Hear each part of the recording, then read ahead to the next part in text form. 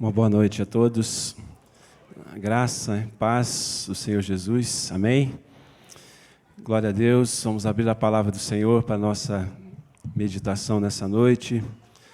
Estamos falando sobre o livro de Josué neste mês. Então abra lá em Josué capítulo 3.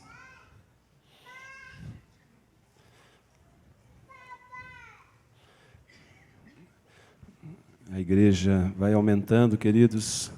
Nessa semana, o casal Marcos e Lara da nossa igreja recebeu um presente, o Enzo, e ontem o Flávio e a Grazi também receberam um presente, a Lívia. Então, glória a Deus, que Deus abençoe essas novas crianças que estão chegando. Josué, capítulo 3, vamos ler todo esse capítulo. A palavra de Deus diz assim: Levantou-se, pois, Josué de madrugada, e tendo ele e todos os filhos de Israel partido de Sitim, vieram até ao Jordão e pousaram ali antes que passassem. Sucedeu ao fim de 3 dias que os oficiais passaram pelo meio do arraial e ordenaram ao povo, dizendo: Quando virdes a arca da aliança do Senhor vosso Deus, e que os levitas sacerdotes a levam, partireis vós também do vosso lugar e a seguireis. Contudo, haja a distância de cerca de 2.000 côvados entre vós e ela. Não vos chegueis a ela para que conheçais o caminho pelo qual haveis de ir, visto que por tal caminho nunca passastes antes. Disse Josué ao povo: Santificai-vos, porque amanhã o Senhor fará maravilhas no meio de vós. E também falou aos sacerdotes, dizendo: Levantai a arca da aliança e passai adiante do povo. Levantaram, pois, a arca da aliança e foram andando adiante do povo. Então disse o Senhor a Josué: Hoje começarei a engrandecer-te perante os olhos de todo Israel, para que saibam que, como fui com Moisés, assim serei contigo. Tu, pois, ordenarás aos sacerdotes que levam a arca da aliança, dizendo: Ao chegardes à borda das águas do Jordão, parareis ali. Então disse Josué aos filhos de Israel: Chegai-vos para cá e ouvi as palavras do Senhor vosso Deus. Disse mais Josué: Nisso conhecereis que o Deus vivo está no meio de vós, e que de todo lançará de diante de vós os cananeus, os heteus, os heveus, os ferezeus, os girgazeus, os amorreus e os jebuseus. Eis que a arca da aliança do Senhor de toda a terra passa o Jordão diante de vós. Tomai, pois, agora 12 homens, as tribos de Israel, um de cada tribo. Porque há de acontecer que assim que as plantas dos pés dos sacerdotes que levam a arca do Senhor, o Senhor de toda a terra, pousem nas águas do Jordão, serão elas cortadas, a saber, as que vêm de cima e se amontoarão. Tendo partido o povo das suas tendas para passar o Jordão, levando os sacerdotes a arca da aliança diante do povo. E quando os que levavam a arca chegaram até o Jordão e os seus pés se molharam na borda das águas, porque o Jordão transbordava sobre todas as suas ribanceiras todos os dias da sega. Pararam-se as águas que vinham de cima, levantaram-se num montão, muito longe da cidade de Adã, que fica ao lado de Sartã, e as que desciam ao mar da Arabá, que é o mar salgado, foram de todo cortadas. Então passou o povo defronte de Jericó. Porém, os sacerdotes que levavam a arca da aliança do Senhor pararam firmes no meio do Jordão, e todo Israel passou a pé enxuto, atravessando o Jordão. Glória a Deus pela sua palavra. Vamos orar mais uma vez, queridos. Deus, muito obrigado por essa chance, porque de fato é uma chance, é um milagre do Senhor. O fato de nós estarmos aqui, podemos adorar o Senhor, glorificar o Teu nome, de fato, cumprir o que a Tua palavra diz, ó Deus amado, para sermos adoradores do Senhor. Mas nesse instante nós queremos também Te adorar, ouvindo a voz do Senhor, estando atentos, não deixando que nada impeça que ouçamos o Teu Santo Espírito. Desce nesse lugar, abençoa as nossas vidas, Fala aos nossos corações, ministra-nos, porque nós precisamos muito de Ti. Louvado seja o Teu nome. Em nome de Jesus é que nós oramos e Te agradecemos. Amém, Senhor. O nosso tema deste mês é Dias de Glória. E hoje nós vamos falar sobre posturas, ou postura para viver os dias de glória. Nessa semana, muitos atletas viveram dias de glória, ganharam medalha de ouro nos Jogos Olímpicos do Rio de Janeiro. Para citar alguns, uma atleta que me chamou bastante atenção, chamada Katinka Hosszu, da Hungria, na natação. Uma grande atleta. Também ganhou medalha o Huan Hoang, já ouviu falar dele? Ele é do Vietnã, ganhou medalha no tiro, muito famoso por lá, né? Não aqui. Nijat deixa eu ver como é que é o nome aqui, Rakhimov, do Cazaquistão, no levantamento de peso. Majet Benus, da Eslováquia, da canoagem. Teve um cara que também ganhou umas medalhinhas aí, Michael Phelps, já ouviu falar dele, dos Estados Unidos. Ganhou mais medalha de ouro do que o Brasil em toda a história, né? Uma vergonha para nós.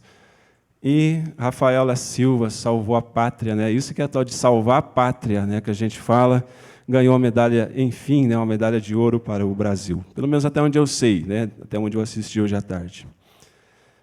Meus queridos, para viver dias de glória, que representam esse momento ali da vitória, da cerimônia de premiação, todos esses atletas precisaram adotar posturas corretas durante todo um tempo de preparação, e que numa linguagem esportiva eles chamam de ciclo olímpico, todo esse tempo de preparação.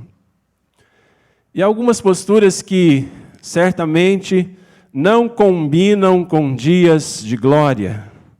Vou citar algumas: indisciplina, irresponsabilidade, preguiça, falta de determinação, medo, inércia, indolência. Nada dessas posturas, ou nenhuma dessas posturas, combinam com dias de glória. Elas não levam a dias de glória. Mas há algumas posturas que não apenas combinam, mas que determinam dias de glória, tais como investimento, preparo, coragem, ousadia, arrojo, trabalho duro, sacrifício, disciplina, foco, concentração, autocontrole. Tudo isso é determinante no esporte, na carreira e, sobretudo, na vida, para que possamos viver dias de glória. Mas nós começamos na semana passada falando sobre esse momento muito importante aqui vivido pelo povo de Israel, que representava a travessia do deserto para a terra prometida. Então, nessa noite, a pergunta é: qual a postura certa para fazer a travessia do deserto para a terra prometida? Porque é isso que estava em jogo aqui no livro de Josué. O povo de Israel havia perambulado pelo deserto durante 40 anos, nós sabemos bem disso. Mas Deus queria movê-los, tirá-los de lá. Para isso era preciso superação, como vimos na semana passada, a primeira coisa que é necessária para vivermos dias de glória. E para isso também era preciso uma postura correta para, enfim, deixar o deserto e entrar na tão sonhada terra prometida. E aqui nesse texto nós enxergamos as posturas que eram necessárias, posturas que Deus exigia, posturas que o povo de Israel precisava ter para deixar o deserto e entrar na terra prometida e viver dias de glória. São coisas bem simples, são coisas bem óbvias. Quando a gente prega a Bíblia, a gente tem que ir para a obviedade da Bíblia. E a primeira coisa, queridos, a primeira postura para viver dias de glória é seguir o plano de Deus. A primeira coisa para viver dias de glória é seguir o plano de Deus. Como eu disse, extremamente simples, extremamente óbvio, básico, essencial. Seguir o plano de Deus. Se quer viver dias de glória, quer sair do deserto e ir para a terra prometida, fazer essa travessia, então siga o plano de Deus. Voltando à Olimpíada, quando entrevistaram nessa semana também a fenomenal nadadora dos Estados Unidos, Kate Ledeck. Após ganhar a medalha de ouro na prova dos 200 metros livres da natação nos Jogos Olímpicos, dentre outras coisas, respondendo à pergunta o que foi necessário para conseguir a vitória, ela disse de maneira muito simples: foi só seguir o plano. Foi só seguir o plano. E aí o resultado foi óbvio. É tão simples, é tão óbvio, é só seguir o plano. Mas ao mesmo tempo parece tão difícil e não tão óbvio porque simplesmente não seguimos o plano. É óbvio porque entendemos, é só seguir o plano, mas não é tão óbvio que não fazemos, não seguimos o plano. Como vimos na semana anterior, a ordem era clara, mais clara que isso impossível. Lá no começo do livro, no versículo 2, Deus diz assim para Josué: passa este Jordão. Quer a ordem mais clara que essa? Tá, tem um rio aqui na sua frente, chama Jordão. Então, passa este Jordão. Essa era a ordem, clara e óbvia. Mas qual era o plano da travessia? Deus já havia entregue o plano para Josué e eles deveriam tão somente executar esse plano de Deus. O plano era claro, simples e consistente. Vou dizer para vocês, resumindo, o povo deveria estar pronto, era uma coisa necessária e muito importante. O povo deveria estar pronto. Os sacerdotes deveriam carregar a Arca da Aliança. A Arca da Aliança simbolizava a presença de Deus. Um outro item do plano: os sacerdotes deveriam se mover primeiro. Outra coisa, o povo deveria guardar uma distância de cerca de 2.000 côvados ou cerca de 900 metros entre eles e a arca. E aí os sacerdotes deveriam carregar a arca e deveriam avançar na direção do Rio Jordão. Esse era o plano. Vocês vão ter que tolerar hoje a minha voz, né, que estou com uma gripe muito forte. E algumas pausas. E eu quero aqui, queridos, dar uma palavra especial para a igreja enquanto povo de Deus. Agora eu quero deixar de falar assim para você: vamos atravessar o Rio Jordão da sua vida, superar os seus problemas, suas lutas, suas dificuldades. E quero falar para a igreja enquanto povo de Deus, e nós podemos identificar aqui, isso não estava nos planos, não era sobre isso que eu ia pregar, mas quando eu comecei a ler esse texto, Deus me mostrou isso aqui, e disse: não pode, está aí, o texto está dizendo, você tem que falar sobre isso. E aqui nós podemos identificar duas coisas importantes nesse processo de travessia do deserto para a terra prometida, e o primeiro deles é a postura da liderança. A postura da liderança.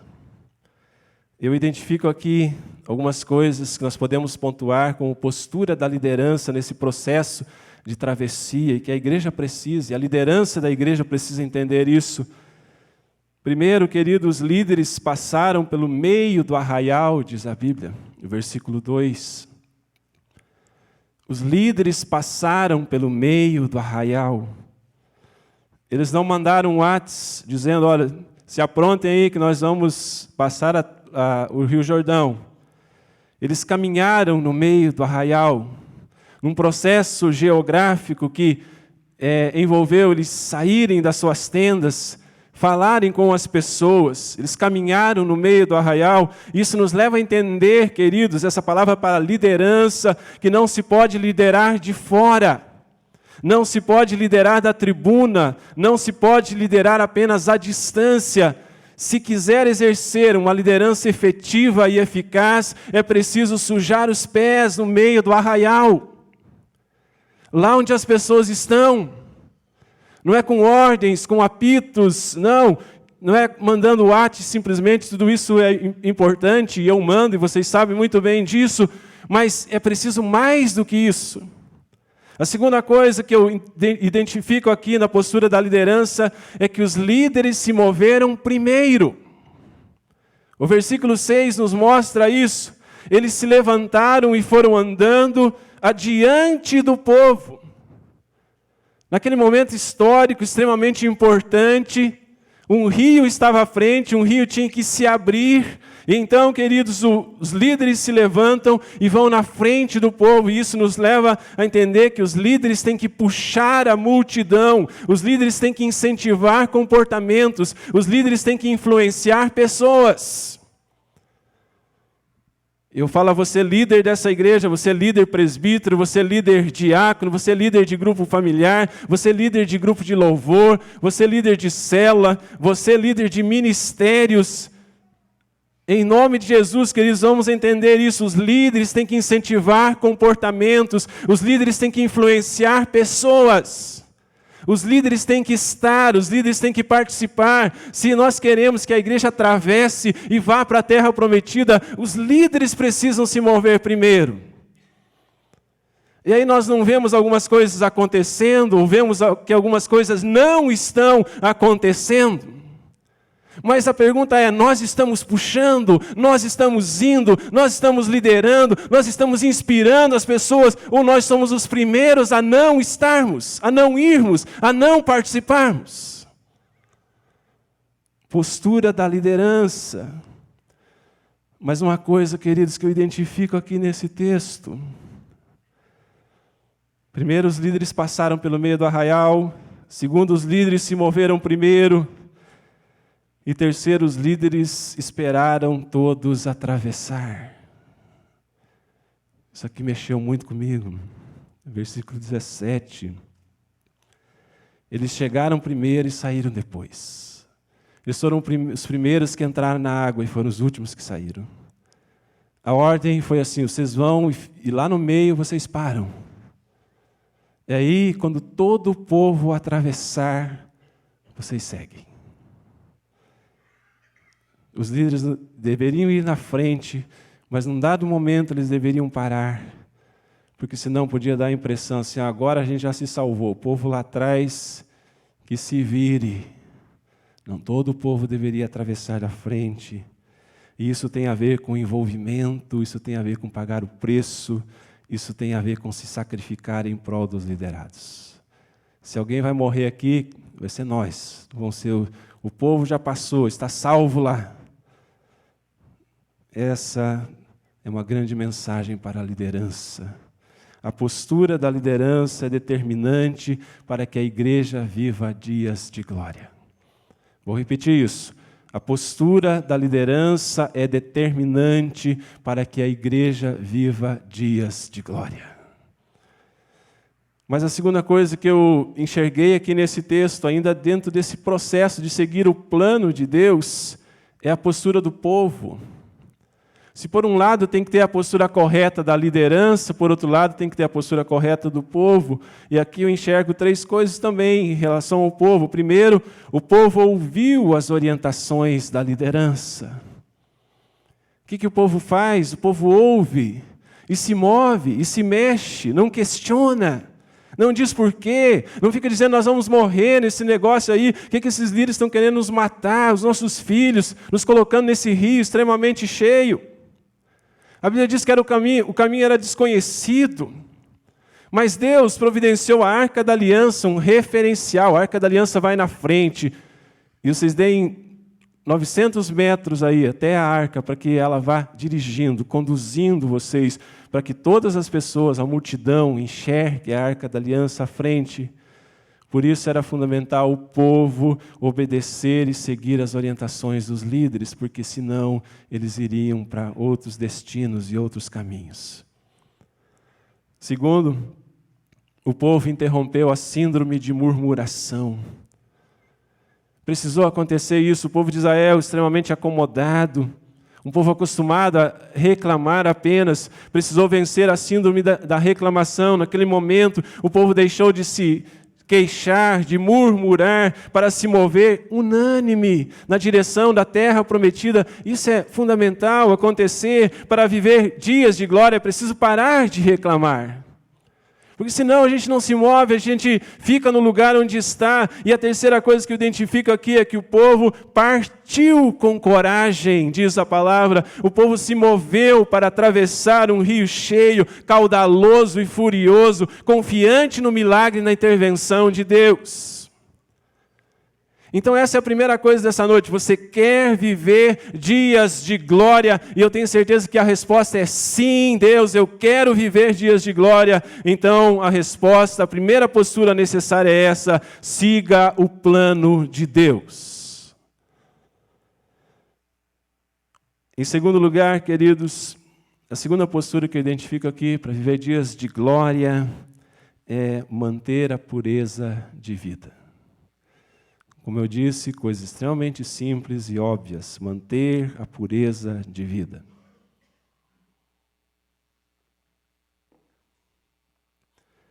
O versículo 5 do capítulo 3 de Josué é bem conhecido.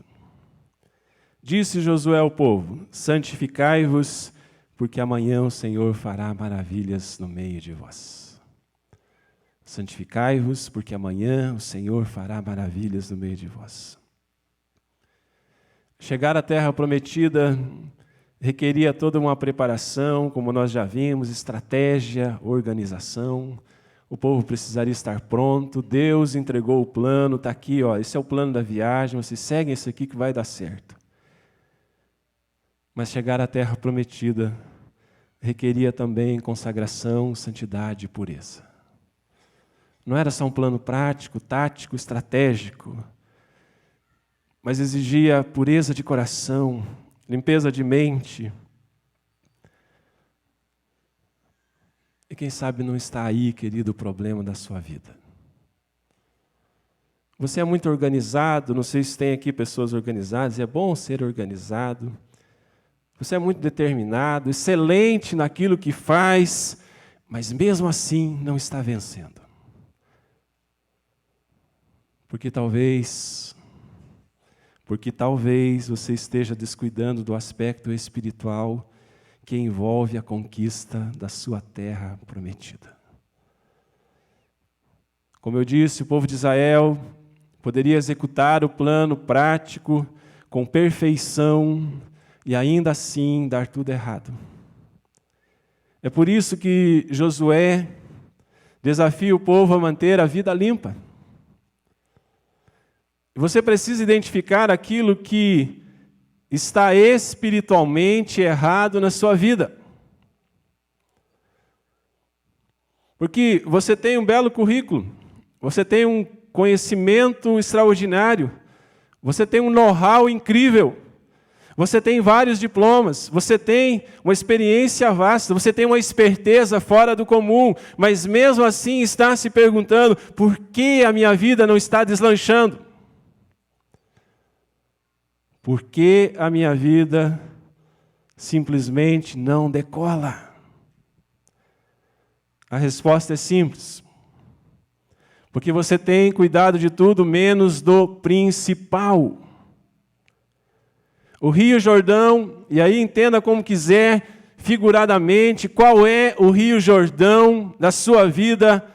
O Rio Jordão continuará fechado se você não utilizar a chave certa para abri-lo.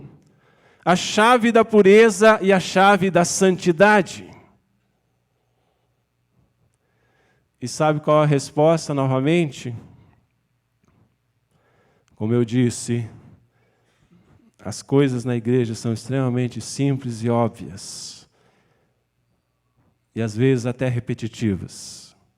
A resposta novamente é a palavra de Deus. A palavra de Deus.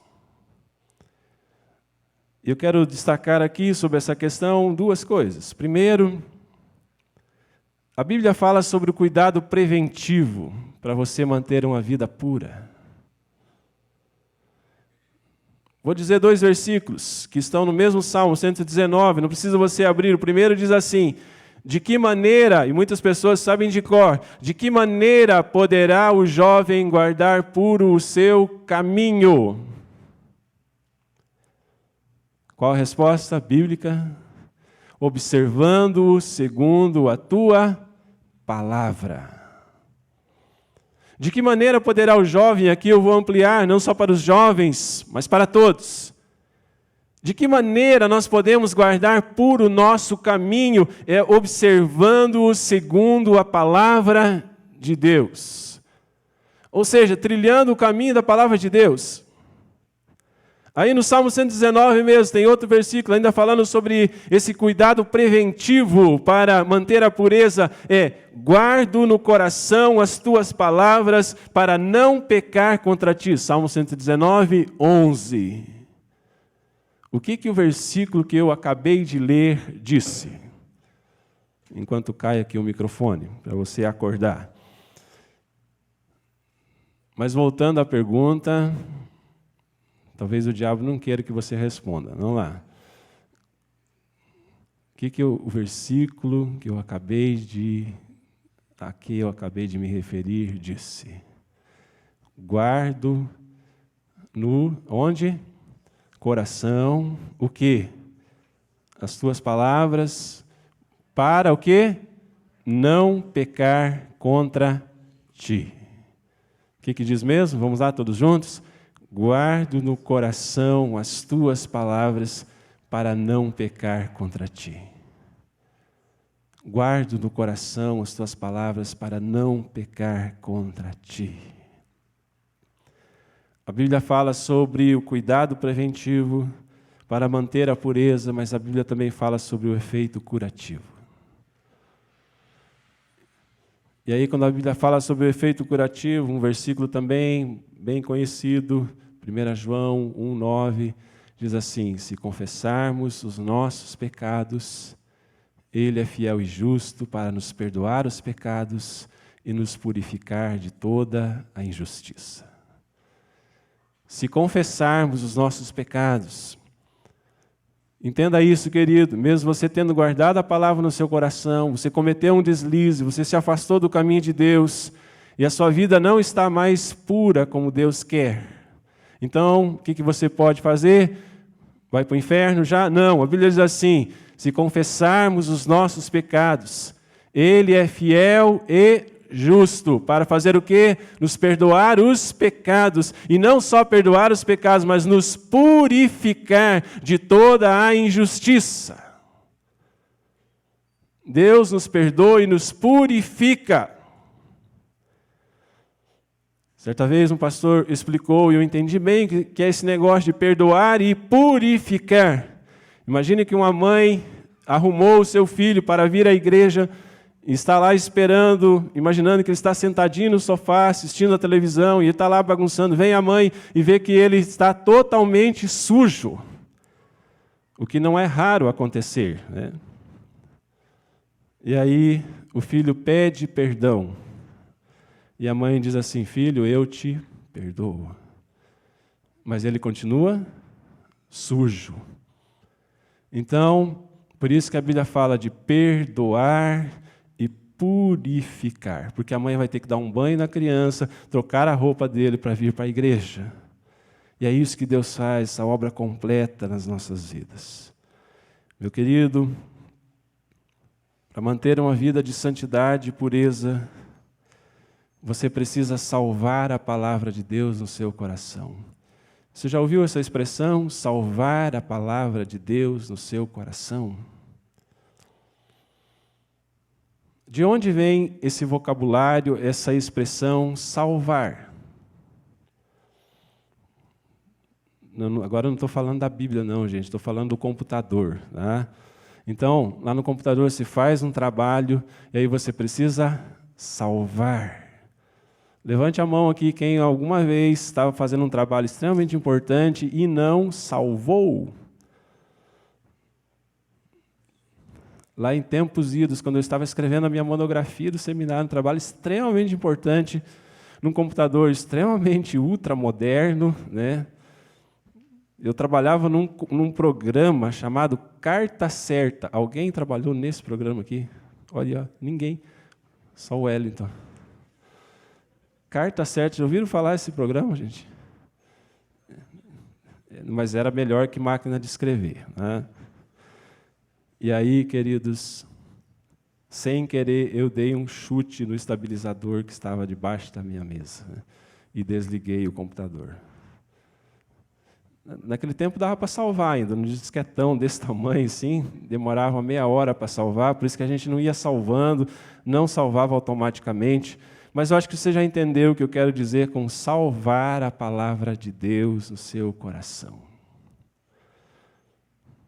Deixa eu explicar melhor isso, querido. Eu acabei de falar aqui para vocês um texto extremamente importante da palavra de Deus. Guardo no coração as tuas palavras para não pecar contra ti. Quantos de vocês já tinham esquecido? Porque você não salvou. Como que você pode salvar as coisas? Você pode marcar, você pode grifar.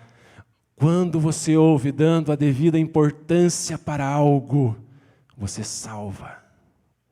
Às vezes as pessoas me perguntam, como você consegue guardar tantos nomes, pastor?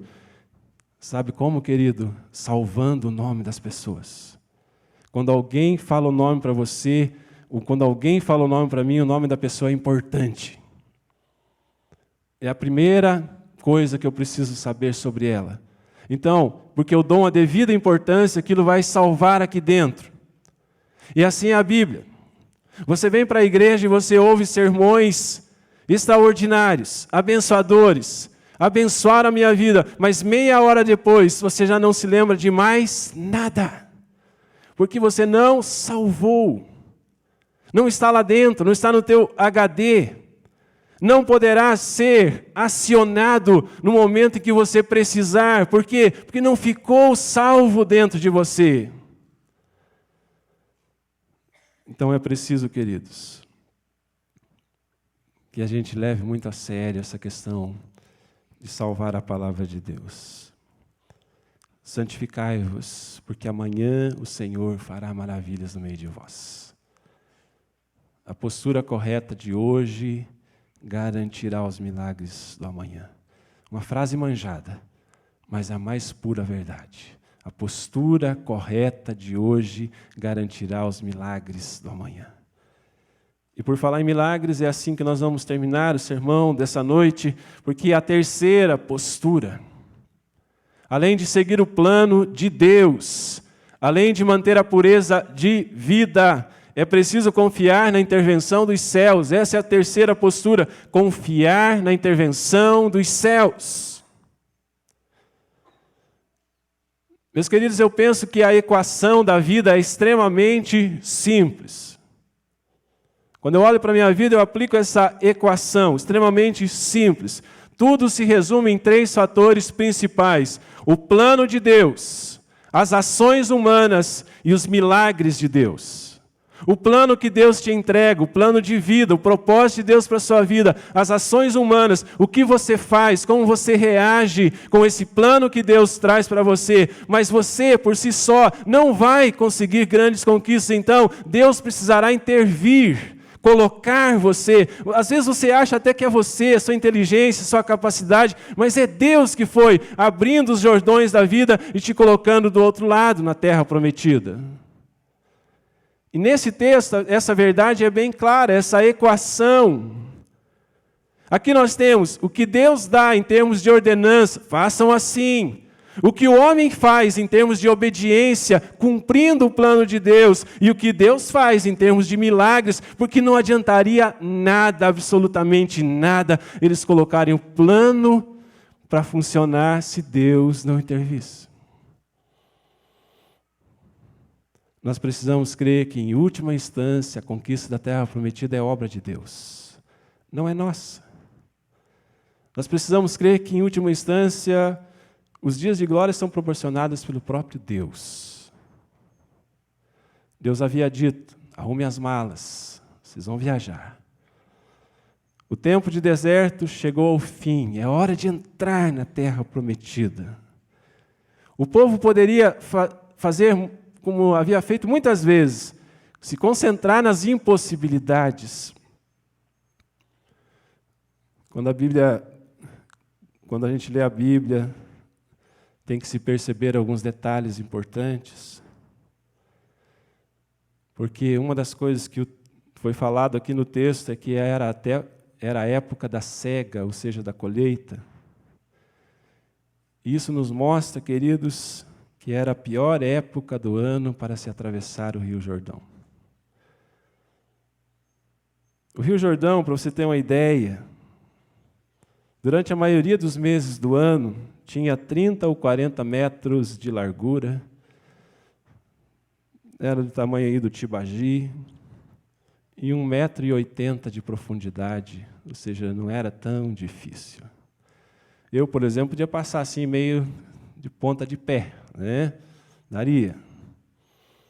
Mas nessa época, na época da cega, da colheita, o rio chegava a apresentar 1 quilômetro de largura. 1,5 quilômetro, aliás. Atravessar nesta época do ano seria um milagre. Isso é interessante que Deus faz, né? Eles podiam ter atravessado em outro momento, mas Deus disse, esperem. Quando ficar impossível, aí é que vocês vão atravessar. E eu quero terminar com 3 princípios para você atravessar o Jordão. Primeiro, trilhe o caminho apontado por Deus, que eu já disse isso, não vou repetir. Trilhe o caminho apontado por Deus.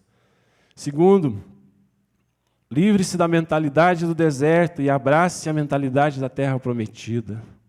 Livre-se da mentalidade do deserto que diz, não posso, não consigo, sou fraco, e abrace a mentalidade da terra prometida que diz, tudo posso naquele que me fortalece. Tudo posso, vamos repetir? Vamos lá? Tudo posso naquele que me fortalece. Filipenses 4:13. Salvou aí? Da próxima vez que um pastor disser, tudo posso naquele que me fortalece, e perguntar onde está escrito? Filipenses 4:13.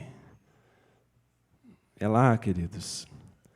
E a terceira coisa, avance com fé no milagre. Eu gosto muito dessa expressão aqui do texto, tendo partido o povo. Tendo partido. Quando o povo partiu, o rio se abriu. Tendo partido o povo de suas tendas para passar o Jordão, aí um pouquinho mais para frente, assim, quando os que levavam a arca chegaram até o Jordão, vírgula, e os seus pés se molharam. Esse detalhe é importante, os seus pés se molharam. Então as águas pararam. Eles não ficaram esperando a televisão noticiar, olha, saiu agora a notícia aí, as águas do Rio Jordão pararam. Eles não disseram assim, ó, vai alguém lá, forma um grupinho, manda uma mensagem no WhatsApp, uma foto, a hora que as águas do Jordão pararem, e aí nós vamos. Não.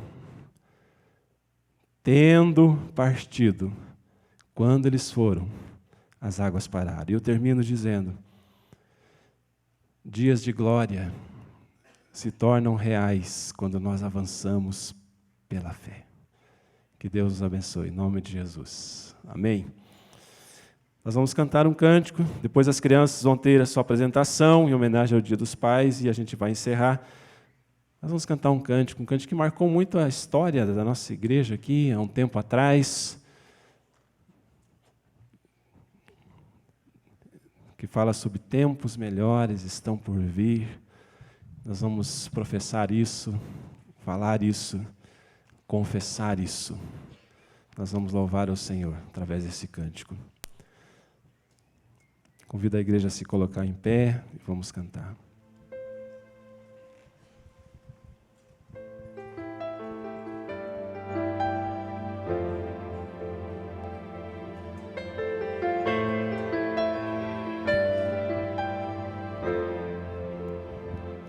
És o Deus deste lugar, o Rei deste povo, Senhor desta nação. Tu és a luz na escuridão, a esperança ao perdido, a paz alcançado. Tu és Não há outro igual a ti. Não há outro igual a ti.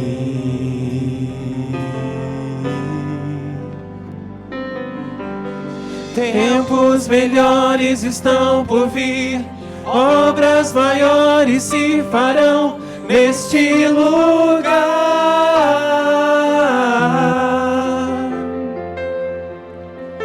Tempos melhores estão por vir, obras maiores se farão neste lugar.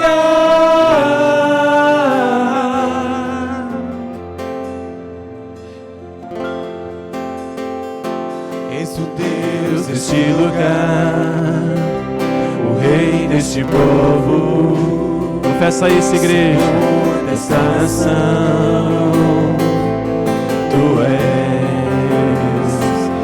a luz da escuridão, a esperança ao perdido, a paz ao cansado. Tu és,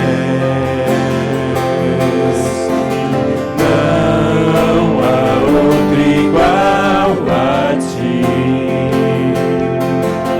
Não há outro igual a ti.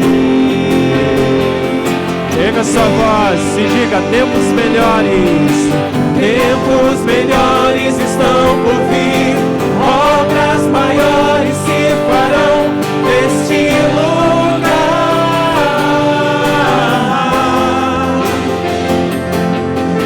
Tempos melhores estão por vir, obras maiores se farão neste lugar. Oh, tempos melhores.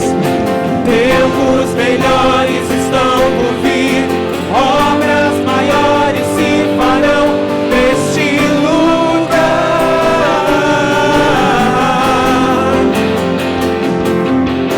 Tempos melhores estão por vir, obras maiores se farão aqui.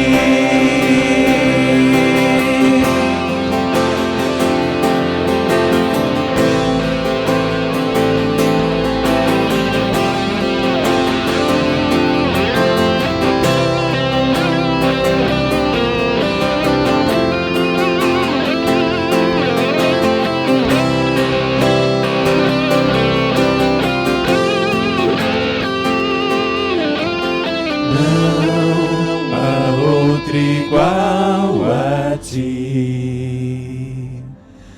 Não há outro igual a ti.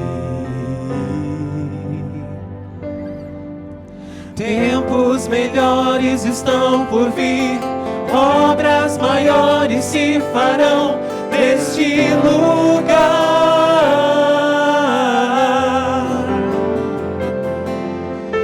Tempos melhores estão por vir, obras maiores se farão neste lugar.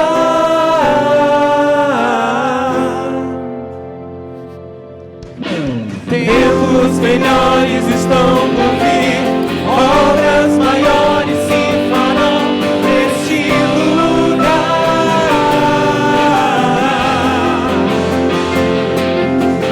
Tempos melhores estão por vir, obras maiores se farão aqui.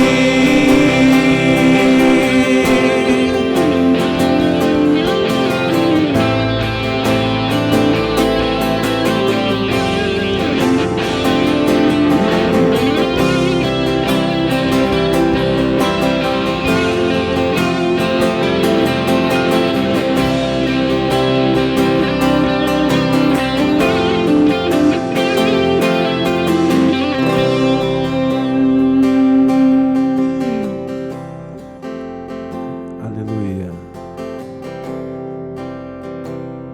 Aleluia, Senhor. Tempos melhores estão por vir. Nós estamos deixando o deserto e atravessando para a terra prometida. Os dias de glória são possíveis, porque é o Senhor quem vai nos colocar lá. É obra do Senhor, é um milagre do Senhor. O Rio Jordão se abre ou se fecha de acordo com a vontade de Deus.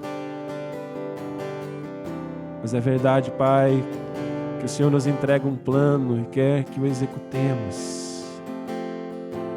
Para isso, líderes são necessários, líderes determinantes, decisivos, nesse processo de atravessar o Jordão. O povo de Deus precisa se mover na direção do plano de Deus. Pureza é necessária, por isso nós pedimos: santifica-nos, purifica-nos, Pai, perdoa-nos, perdoa o teu povo, perdoa essa igreja, Deus, por muitas vezes não fazer as escolhas certas, corretas, por às vezes não estar onde o Senhor quer que esteja, fazendo o que o Senhor quer que faça, por não haver a dedicação necessária, a consagração necessária. Perdoa-nos, purifica-nos.